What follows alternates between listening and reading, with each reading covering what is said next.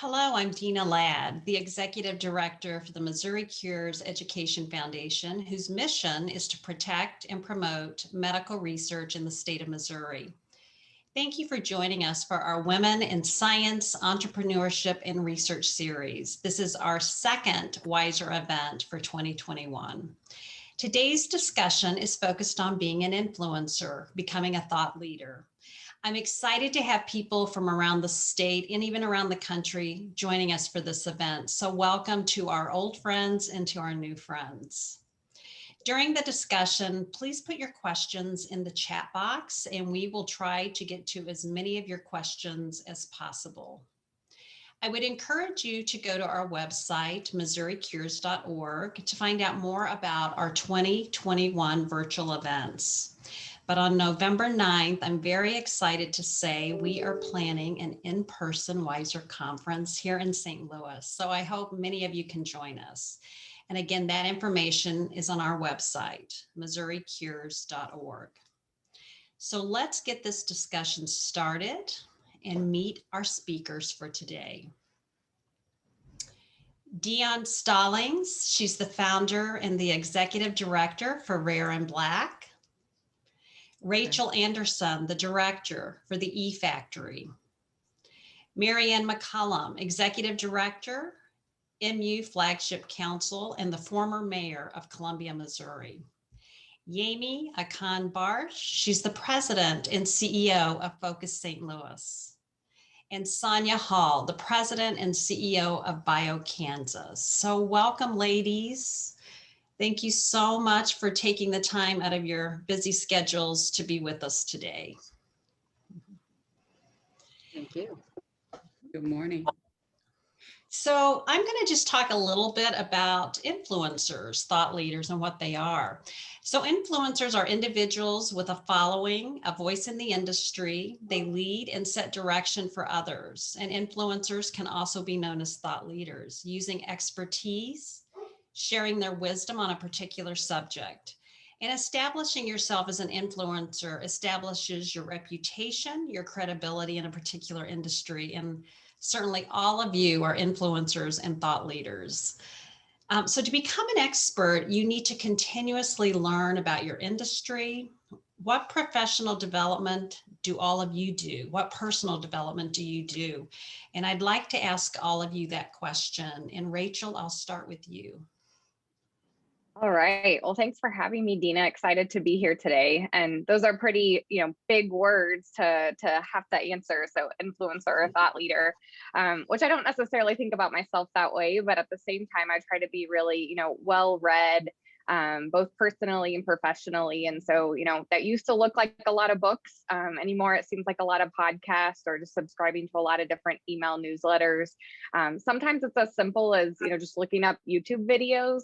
I actually studied comedy a decent amount, or, people that I think are really good public speakers, or even just attending webinars like this, and then find people that I really like their style and want to emulate more. And then also always have sort of a notebook on me. And so write down whether it's quotes I like or books that I want to read. I try to attend a lot of different associations, and whether that be nonprofits or professional associations, or even just communities like on LinkedIn or Facebook, where there may not be a price to attend. So, I know this past year we haven't been able to attend a lot of in-person conferences or associations or meetings, but I really tried to still stay up to speed on different things. So even if it's just, following certain people that I view as influencers on Twitter and see what they're reading and what they're saying, that's really how I try to stay informed. That's great. Marianne? I'm going to pretty much echo what Rachel just said. Looking at opportunities, I'm now retired from the University of Missouri after 30 years, but in that respect, looking at different topics and things I could learn more in higher ed. But then during my time as mayor of Columbia and also on the city council, I took every opportunity to learn from seminars, training institutes, best practices, what could I do better and how could I learn more of others and following that. So again, more reading now and webinars and podcasts and everything else. It's nice though to have things opening back up to meet in person. Definitely. Sonia. Thanks, Dina. So I think I have a lot of things in common with Marianne and Rachel. You know, I definitely do a lot of reading. I try to stay up to date on new data and research findings, not just within the sciences, but, you know, one of my driving motivations is increasing equity and inclusion within the sciences. And so understanding the rationale and the basis and the data that underlie certain actions that we're going to take provides me a solid ground, I think, to speak from when I'm talking to others and trying to influence them to follow along, right, on that path. I also rely a lot on my board of directors. They're very accomplished. They're a great influence to me. And so watching the examples that they set, the work that they're doing, and the conversations that they're having and getting their guidance and input is probably the greatest professional development that I have as an individual. The one thing that I always do challenge myself with, however, is if I encounter something that makes me feel uncomfortable, I push myself to explore it more. Whereas I used to just kind of hesitate and say, oh no, that's not for me. Now I say that it's my responsibility to at least take that first step forward and then think about the broader application of what I've learned. Thank you. Yeah, that's great to challenge yourself. I think we all need to do that now and then, definitely. Yemi? So thank you for the invitation. Let's see, where do I start? Ditto to all what our distinguished panelists have all shared with you. And I just want to say, Rachel, you are so right about having a notebook with you everywhere you go. I have different notebooks in different shapes and sizes, and I always have a quote that just keeps, you know, different things front and center for me. And in case any of you missed that, it said we should all strive to improve the status quo. None of us should ever be satisfied with what has been achieved, but should always endeavor to do better. And that's my quote of the day. Similarly, as indicated, I love listening to podcasts. They range from comedy. Rachel, you and I really have to talk about that because you get ideas from places that aren't necessarily center to where your field is. And I also look at things, books, what have you, speeches from sectors that I feel like are adjacent to working in a nonprofit arena. So the Chronicle of Higher Ed is something that I read every day, just scan it to see whether there's relevance in what it is we do. I actually recently resubscribed to National Geographic because a lot of what we do is experiential in nature. So getting ideas from how is National Geographic bring into the surface just different issues beyond travel. So that's been something that I have learned a ton of information from. I also read, Harvard Business Review, like many of you probably do, but I read the Nonprofit Quarterly. I read Fortune Magazine. My phone has a lot of bookmarks on them, Wall Street Journal. I also pick out cities that are comparable to St. Louis to see how they're innovating, whether it's in economic development, with homelessness, poverty, children and education, just to see what they're doing. But I don't keep things normally just stateside. The world is really our stage. And so I look at best practices, next practices from different countries, different authors to see how I can bring that into our programs, our 6 different civic leadership programs for high school students all the way up to senior level executives. And you know what I strive to do every week? I strive to either read an article or read a book and apply whatever it is I've read that week to either conversations in a meeting, conversations with my team, curriculum development for our programs. So it runs the gamut in terms of how do you stay front and center.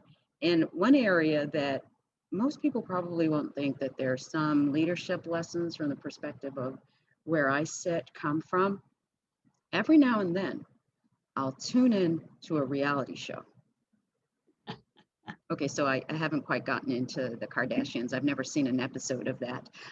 But there's some reality shows that can give you insight into the struggles, the opportunities, the challenges that people are going through. It might not quite be the same. And granted, not all of it is real, but there might be some nuggets of wisdom that you could go, huh, that's interesting. Let me do some more research in this arena to see whether there's correlation between what's being portrayed in reality versus what is happening in real life and where there's possibility of a disconnect. So that's how I utilize that in my day-to-day work, in my personal life, and also at play. Thank you. Thank you. Dionne. Hi, the same thing that every other panelist has said.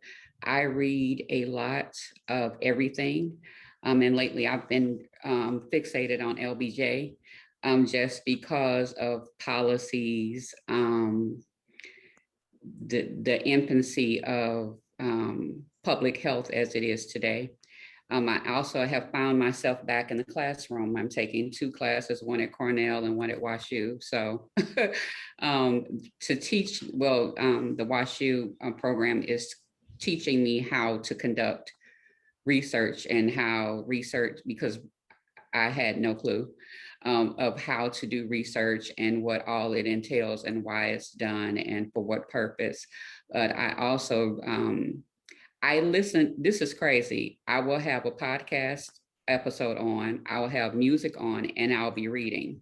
And for some reason, I can remember everything. And I also, like Yemi said, I have a notebook. I'm a hoarder of notebooks and journals, and each journal has its own markers, and one for, rare and Black, one for learning, one is for quotes, books. My Amazon book list is longer and longer and longer and longer. So I'm just like the rest of your panelists. I read a lot of different content. And I think also I wanted to add that reading things that you never ever thought of will expand, and then you run down a rabbit hole of, well, why is there a correlation between the fabric that's in Gone with the Wind, like where that fabric came from, and then you'll start doing all kinds of research and learn that it was a family that created this. So I think that will also help you expand your mind. Well, thank you. All those are great ideas. And thank you, Dionne, for making me feel okay about reading, watching something, listening to something. I think we all do that. I think it's a natural thing for women to multitask, I guess. I don't know, but so once you acquire this knowledge and your experiences in the industry, how do you share that with others, really for the purpose of educating and engaging? Yemi? So within the context of the work that I do at Focus, as I alluded to, we have 6 different leadership programs for high school students all the way up to senior level executives. And I also run our Leadership St. Louis program and Experience St. Louis program. So through those avenues, I get an opportunity to share what I call, either it's the wisdom of the crowd, or it is something that I learned either by being on a board for a particular organization or in any of my readings. It's something that I find a way to share that. Additionally, when I've been invited to either do a TV show, a TV interview, or a radio show, that's an opportunity for me to share kind of the next practices of what's going on across the board in different countries compared to the US. I also occasionally would post something about that on my social media, whether it's through Twitter or LinkedIn. That's how I share those types of nuggets of wisdom. And sometimes people say, wow, tell me more about that. And I get into an offline conversation with them. Other times I've actually written a couple of editorials in the paper, just sharing what I know to be my truth from my observation. So there are a number of different ways in which you can share that. And when people seek you out, and I'm fortunate and certainly honored in terms of where I sit at Focus, because we have 10,000 plus alums in our program. 75% of them still reside in the region. And I run into every one of them. You know, my husband always says, you cannot go undercover anywhere. So I thought with the pandemic and the mask, I'd be able to do so. But people know me with the types of glasses that I often wear and interchange. And I remember walking into the grocery store late one night and someone just yelled across the way, "Hey, Yemi, how's it going?" And I was like, "How did you know?" It's like the glasses. So that's something that, in a way, certainly that I'm able to share what I learn and continue to learn. Yeah. Okay. Thank you. Sonia. So I guess the ways that I share what I've learned and what I'm continuing to learn are partly through formal and informal publications, like Yemi was speaking about. So whether that be through a book or a training manual or a blog post, I think those can get a pretty good reach. And the more formal the publication, the more specific the audience is that you're targeting.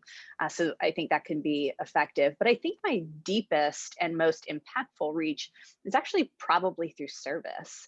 So serving other community members, educational institutions, nonprofit organizations, bringing my expertise to the table to help shape their activities and what they're doing. And I find that the most valuable as well, because not only is it an opportunity for me to share and me to expand their understanding, but that's reciprocated towards me as well. And so it's a very mutually beneficial experience. That's great. I want to encourage everyone, if you're just joining us, and if you have any questions, to please put your questions in the chat box, and we will try to get to as many as we can. So we touched on this a little, but I want to talk a little bit about social media and how important it is in assisting you to share your knowledge and experiences. Rachel? Yeah, so I feel maybe like many of you that I have a love-hate relationship with social media, so sometimes it feels like a chore or like this burden, but at the same time, it's also dramatically changed, access and, opportunity and so many things. And so, easy to go down some black holes. I usually choose cute puppy videos for my black holes, but at the same time, it is also really a way to get out, your opinions. It could be unfiltered, it could be filtered. You're really kind of shaping this persona. And then also in a way, kind of before, I actually used to work for the University of Missouri that Marianne knows, and would do development and, research out on who I was going to go speak with. And you really relied on what had been shared publicly. So via, a newspaper or a video or something like that. And so that's how you kind of piece together what you may know about somebody kind of going into a meeting. And now that's dramatically changed with social media. So I can find all types of opportunities where I might want to connect with somebody or, what their interests are. So they can, just say it, whether it's on, Instagram, and I can see that they like going to the lake, or maybe it's on their LinkedIn, on what boards that they serve on, and that sort of thing. And so it's really helped me in relationships and connecting with people. Life's short, so I like to say work with the people who you want to work with and who are kind of on your same same wavelength and where you're going. And so it's been really great for me and a lot of those aspects. And then also because my world is just so fast paced and moves quickly. So innovation, technology, startup, entrepreneurship, every second feels like minutes to a lot of people, and minutes really can feel like days when it's, everything really matters. And so I've used it in a lot of those ways. We've also used it, through eFactory and Rosie to really share, educational opportunities, to share, positivity, to also try to create movements around things and celebrating successes. And so, when I moved back to town about 7 years ago, it was pretty easy for me to get involved in the community, serve on boards, that sort of thing. But when I started back at the eFactory, it was actually the only female founder, and noticed that there was something that we needed to do differently. Teamed up with Paige Oxendine, who at the time was over at the Springfield Area Chamber of Commerce, oversaw the network program, saw that there were a lot of younger females wanting to get involved in different boards and different services. And so we launched something called Rosie. And really it was a way to help create more opportunities and get more women on boards, leadership opportunities, serve as panelists. So, it's awesome that this is an all-female panel, which isn't always the case. And so I think it's just so important and to be intentional.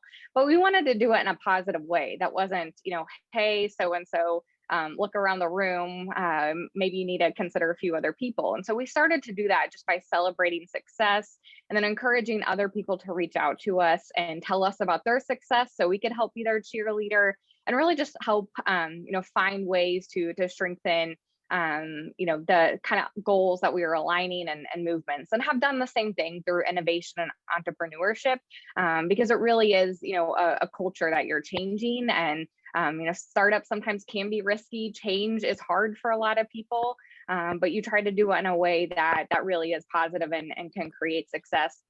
At the same time, it's a really big responsibility, because I think it's important, what you say matters and how you say it matters. And it's, sometimes I know I have a role to play, and I should say something, or might be able to get away with something, or it's on me to say something because otherwise it might not be said. And so, sometimes that's easier on social media, where I know, certain followers will see it.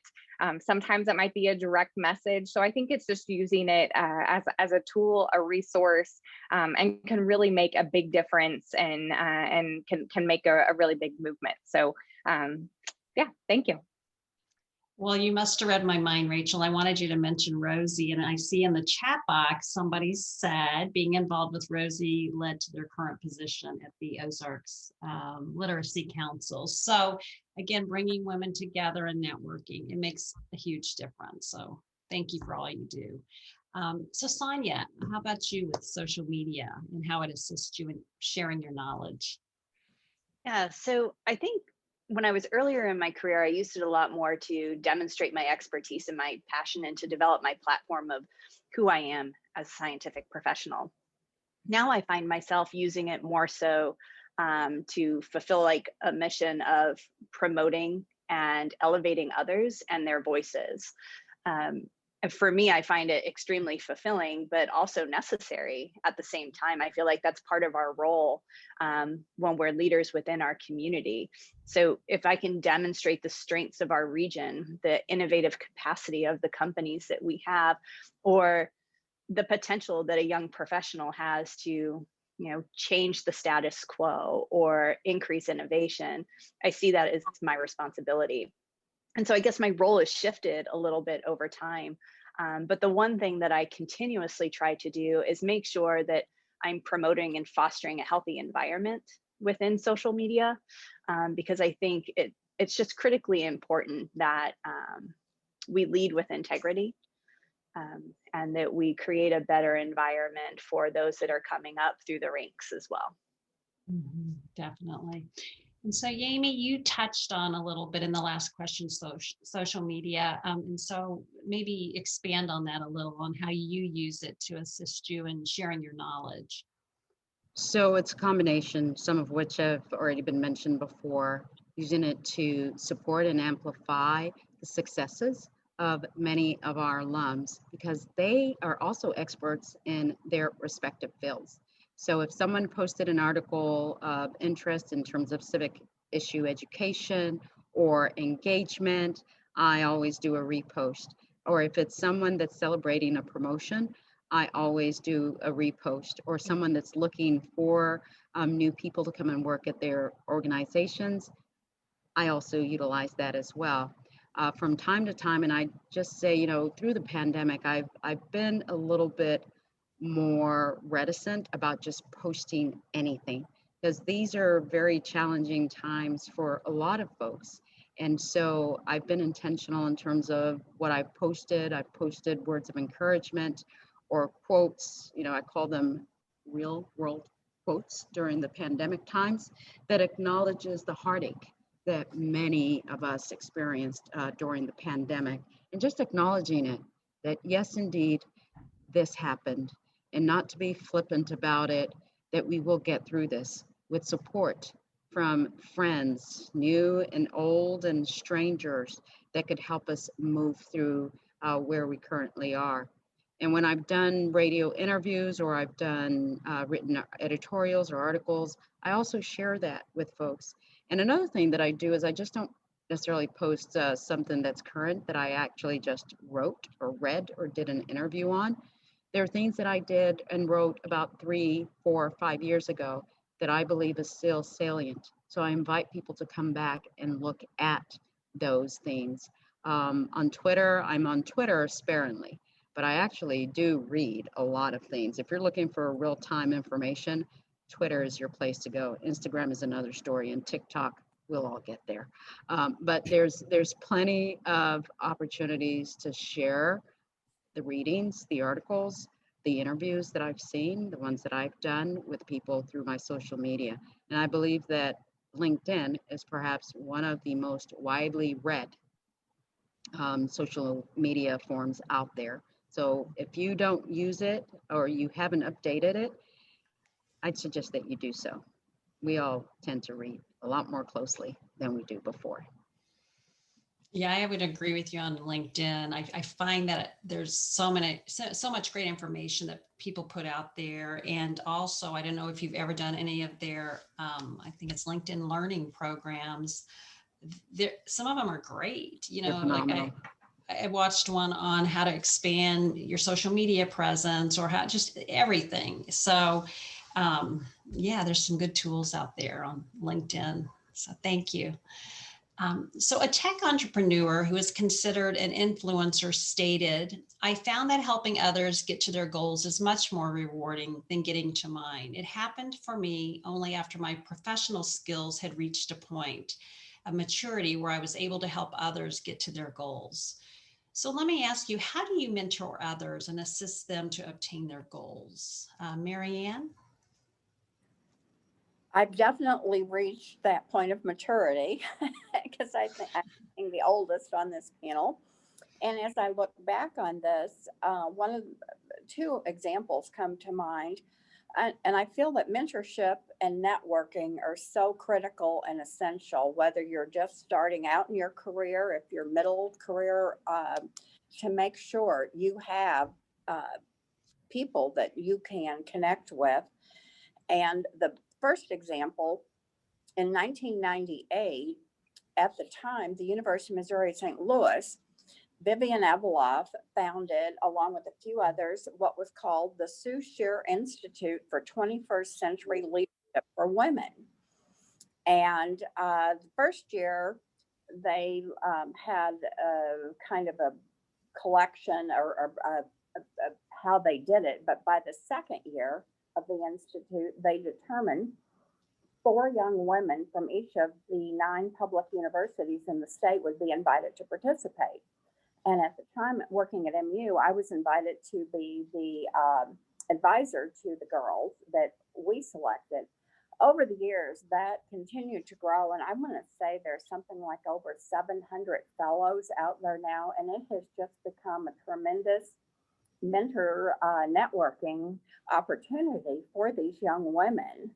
And it's hard for me to believe that some of these young women that were 19, 20 are now in their 40s, and they're all over the country. And it's just absolutely amazing. And I believe, Rachel, you were a fellow.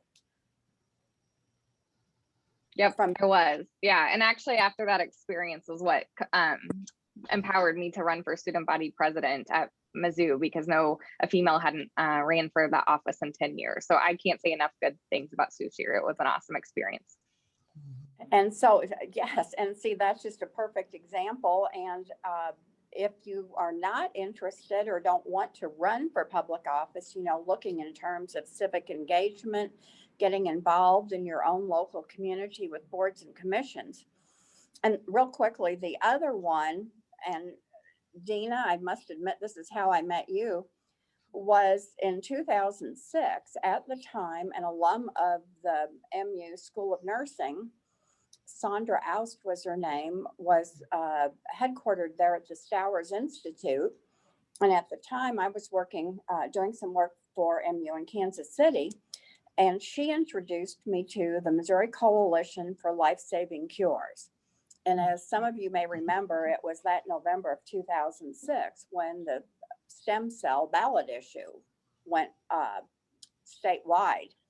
And I was thinking to myself when we kept talking about SCNT, somatic cell nuclear transfer, and I know all of that. And then eventually it became the Missouri Cures, and transferred from then, I guess, Kansas City to St. Louis. And I have stayed involved with that over all of these years.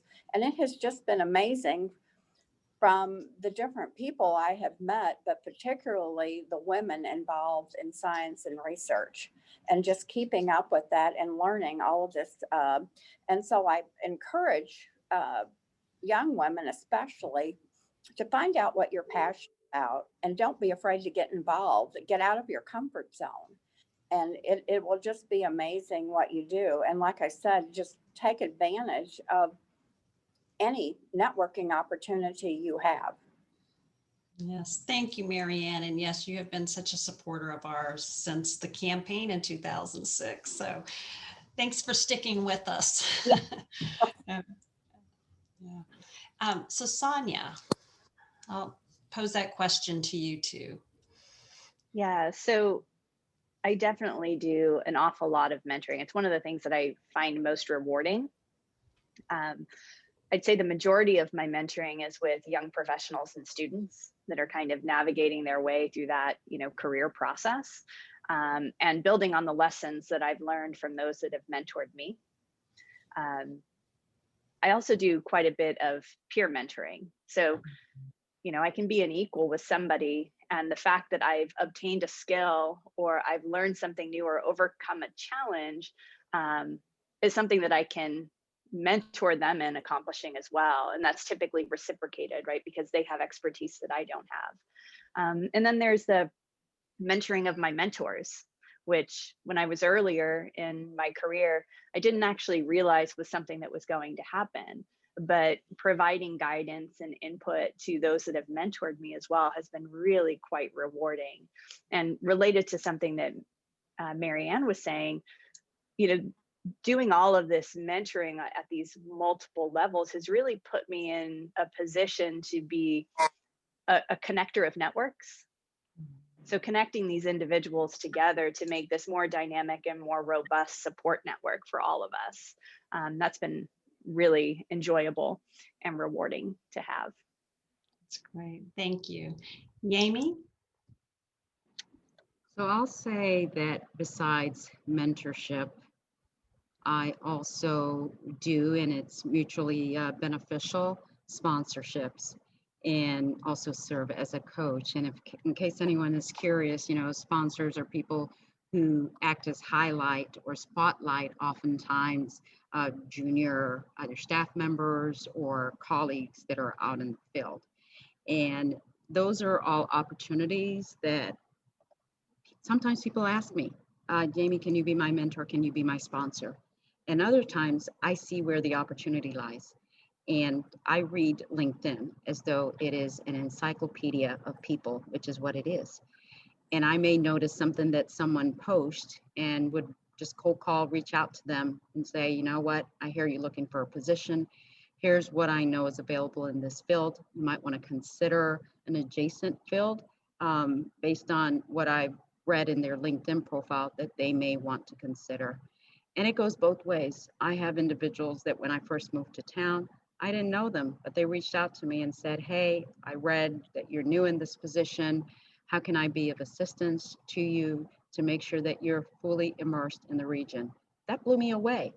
And, Betsy Cohen, that some of you may know of Mosaic Project, did that.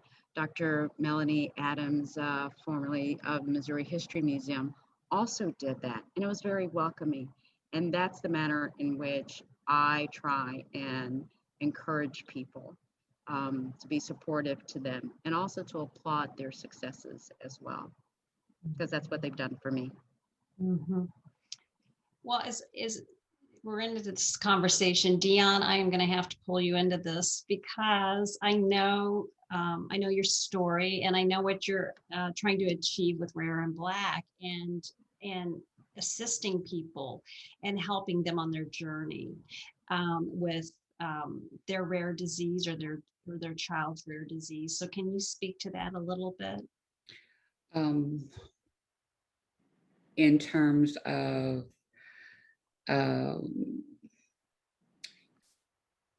getting people to understand that they have rights, that they have options, that you have the right.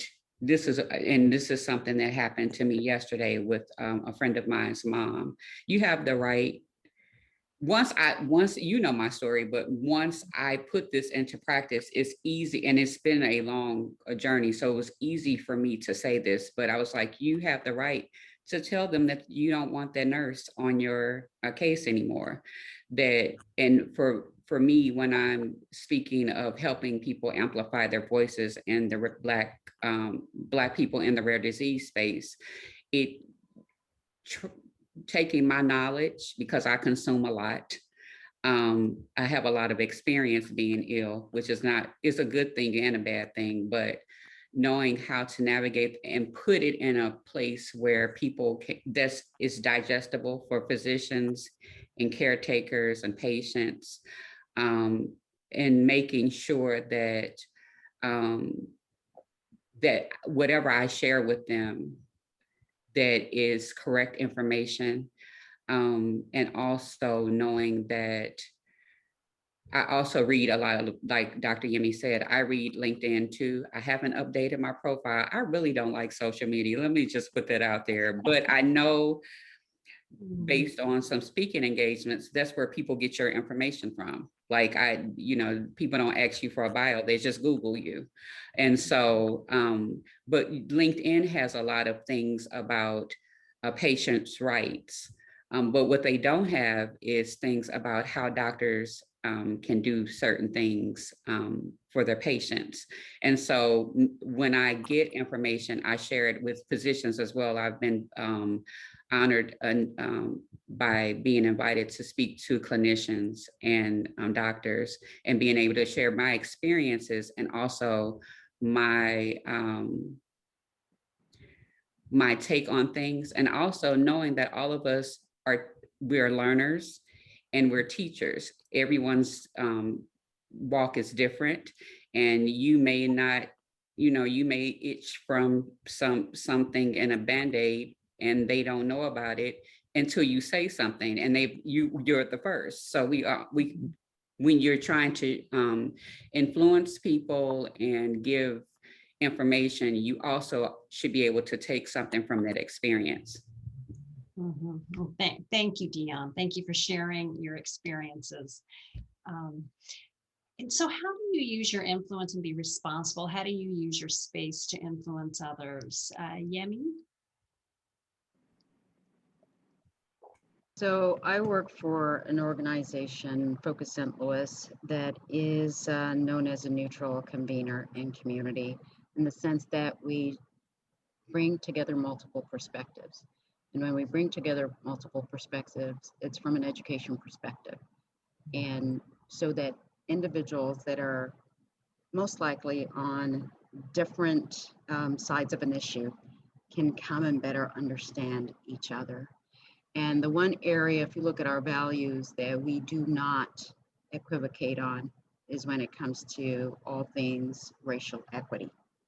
And so a lot of the work across the breadth of our programs that we do, we have woven racial equity into our curriculum to help people understand the history of the region, how we got to now, and if they so choose, sometimes we nudge or sometimes we push, that they want to make a difference in this arena. Here are the people, the places where they can start to create impact. And that's one of the things that I can't say that it's necessarily something that I wake up in the morning and I create a list in terms of this is what I'd like to do today. It's just in me. And so whatever table that I'm seated at, whether it's a board that I'm on, it's something that I'm always advocating for. Or if I feel that there isn't enough diversity and equity conversations happening at that table, I'm the person that pipes up and says, let us bring this into the room.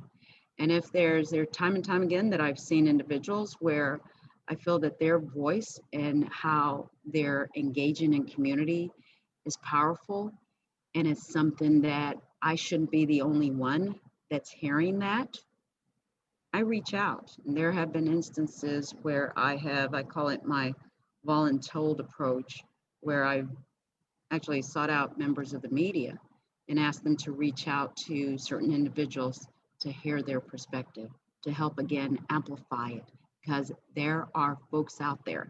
They may not be individuals that they encounter every day who are experiencing the same challenges and who are pushing through these challenges. And so that's how I do that, to give them a platform, to raise their platform, to raise their voice, and give them confidence to do more. That's great. Thank you. Marianne.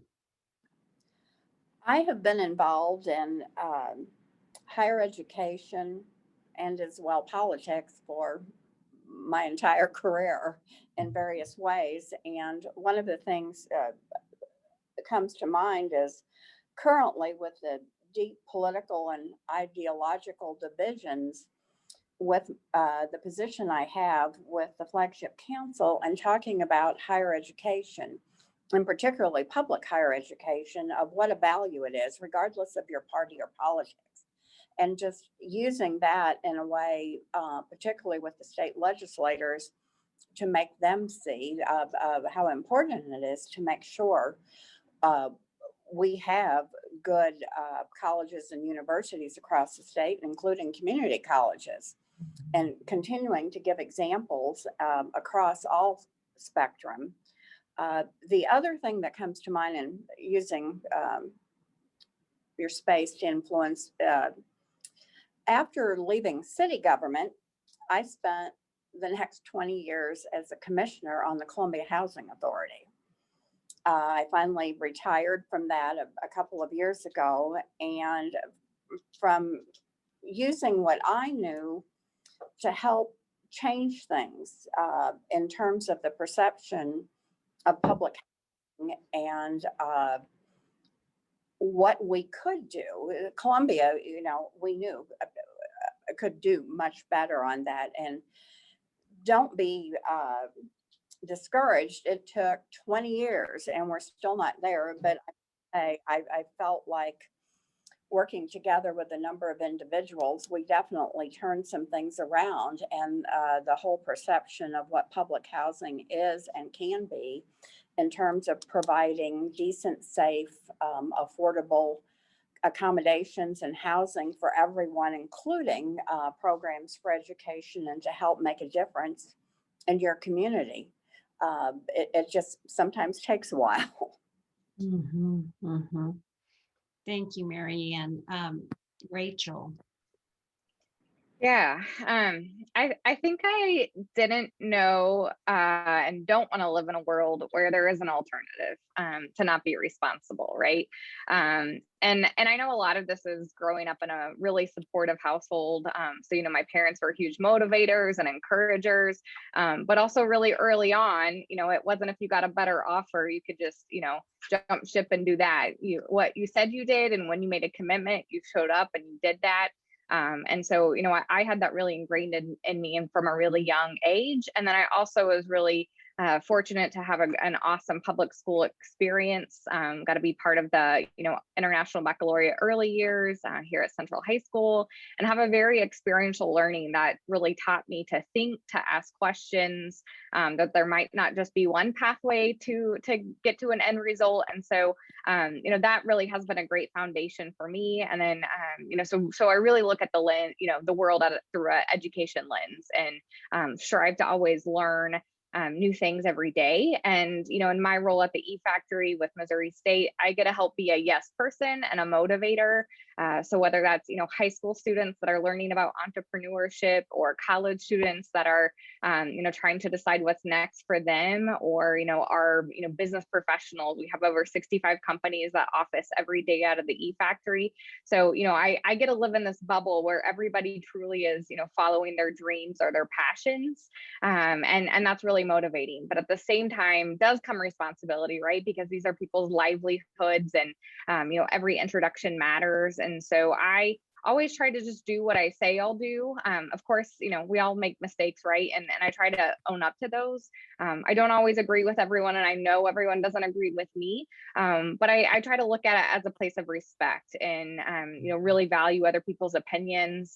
Actually, somebody that I met that encouraged me to go through the Sue Shear Institute was actually Sue Shear's seatmate back when she served in the Missouri House, was Vicki Ryback Wilson. And she really taught me, you know, that every day wake up and, you know, do something that gets you out of your comfort zone, which I think that topic had come up earlier on today's discussion. And I really do wake up every day and think that, because you're going to relate to more people, you're going to understand more experiences. But, you know, every day's a choice. And I think you wake up and decide who you're going to be, what you want to do. And when you know better, you do better. And ultimately, we all individually decide what world we want to live in, and are we here to help support each other. And I just truly believe one person, you know, can make a difference. But I am very intentional about, you know, every introduction I make. I think about my wording, and, you know, really kind of hold myself to that standard, just like I hope everybody else does. Thank you. Thank you. Yemi, I want to address the question in the chat box. They thanked you for sharing your wisdom. And also the question is, how does one speak up on racial equity without being ostracized, especially in a space where there are currently no conversations around the topic? That is a great question. Thank you so much for that question. Because over the course of my career, I've really had an opportunity to reflect in terms of when have I been the most impactful in the times that I've found myself having to have difficult conversations, challenging conversations that people were not ready for. And I look back to when I was a college professor. I happened to have taught at a small liberal arts college, whereby for many of the students of color, I was the first time in their they were juniors, where they were having a Black professor. And so I was very intentional in terms of the language that I used in my teaching, and refrained from wanting to call out students when they shared things that they either heard from their parents or relatives or friends. And as they went through my classes, they felt discomfort there. And I didn't know what the term was that I used then until not too long ago, when I went through a racial equity training. And the facilitators talked about this notion of, instead of calling out people, you know, if someone tells you that I'm going to call you out, you kind of just, you know, you ramp up and you're like, okay, you're going to call me out, bring it. But that is really not the approach to go. When you go into these conversations, instead of calling out, you want to call in. You want to invite them for a conversation. And this training that I went through, which is Crossroads training, they talked about calling in, from looking at things from, you have an opportunity to explore deeper and make meaning together and find a mutual sense of understanding across that chasm of difference. And how can you do that? Again, language matters.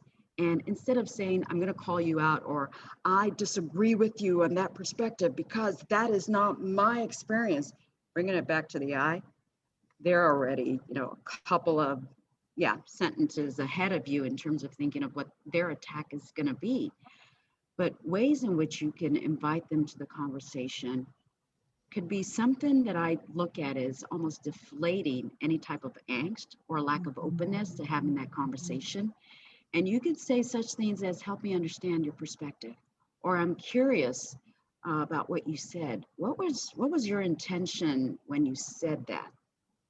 And even if they're expecting an attack, they'll cool their heels.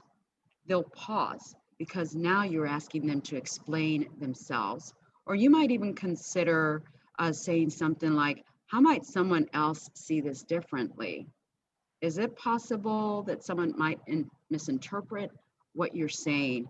And there are a whole host of these language matters conversations or words that you can use to invite people into conversation in a way that it doesn't necessarily end up in a negative way. It's more of an invitation.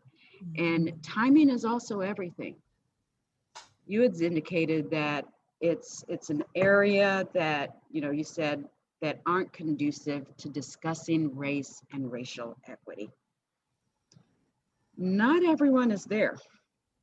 And even some folks that are there, they're just going through the motion of saying, okay, we just came out with, this policy. Give them a couple of months and I'll go back to status quo. And that's why you have to make sure that you take a calculated, measured risk to call in, to invite that conversation and to say, here's an area that we haven't talked about. I'm curious as to what are your thoughts? What are your perspectives about this? And there's a bug who's also curious, who wants to have a conversation. Not today, got plants in my office, but invite them to that conversation. And you'll know by the reaction of the people in the room. And I tell you, I have become so uncomfortable with pauses and silence to give people an opportunity to find their voice, whether it's acceptance, whether it's disdain, but give them enough room to find their voice. Mm-hmm. Great advice. Thank you. That is great advice. And I'm going to ask all the panelists, if you don't mind, and you can think of a book or a podcast or something that you want to share with everyone, please put it in the chat box, because I know all of you have mentioned programs or different things, and I think that would be really welcomed.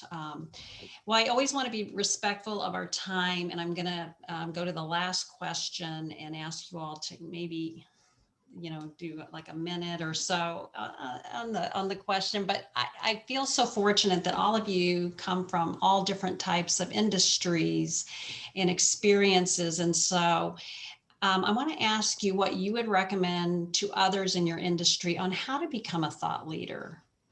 And Dionne, I'm going to start with you. I mean, here you are in the nonprofit sector, starting a nonprofit organization. So what would you recommend? I would recommend, which was some advice that was given to me just last week. And you know how passionate I am about certain things, but I was being interviewed for a grant opportunity, and they were following up from what I wrote. And because now Rare and Black is a national organization, I wanted to help every Black person with every rare disease. And she was like, start in the lakes before you make your way to the ocean. And what I also will say is remember your why, because sometimes I forget. It's like, how can this be? I'm tired, I don't feel good. And so up in my office now, there is a wall decal that says, remember your why, because that would always center you. Like, why did you start this organization? Why are you servicing the people that you're doing? Even if you can't get doctors on board to listen, why did you start? And you can't stop when it gets tough. And it's tough trying to start. Well, the organization is there. We are a year in, but you have to keep going, even when you're in the mud and you can't see straight and things like that. You just have to remember your why. Yeah. Thank you. Rachel, what about the innovation space? Yeah, I mean, there's so much to always learn, right? And so sometimes it can feel overwhelming. I love to remember your why. I think that that's so important. I also think, we've talked about how it's important to speak up, and what you say, whether it's in person or on social media, matters, and how you do it. But it also doesn't have to be in these public settings. I feel like I've really learned a lot and have gained a lot of connections through one-on-one, or finding people that are inspiring for me, and just seeing if they want to be willing to have a phone call, or going and listening to hear them speak on a panel, or sharing a news article, and kind of engaging in a conversation that way. And so I think for some people who may not feel comfortable speaking up in public all the time, there's other ways and different things to be a thought leader, and people notice and pay attention. So I think it's really just finding your why, like was mentioned, but doing it in a way that's authentic to you. Yeah, definitely. Marianne, what about the policy world? I think it's very important, first of all, that you're passionate about what you are doing, and with your vision, just remember, don't be afraid to fail. Others have, and you're going to learn from that, obviously, but always when you do stay focused. And one of the things that I have learned, and talking with other women particularly, don't be afraid to take time for yourself when you're to do all this. And I still have trouble with this, but don't be afraid to say no sometimes as well. Oh yeah, can I just say, the older you get, the word no comes out a little easier, by the way. So, Sonia, how about the life science industry? Yeah, I think the number one thing is really get comfortable being uncomfortable.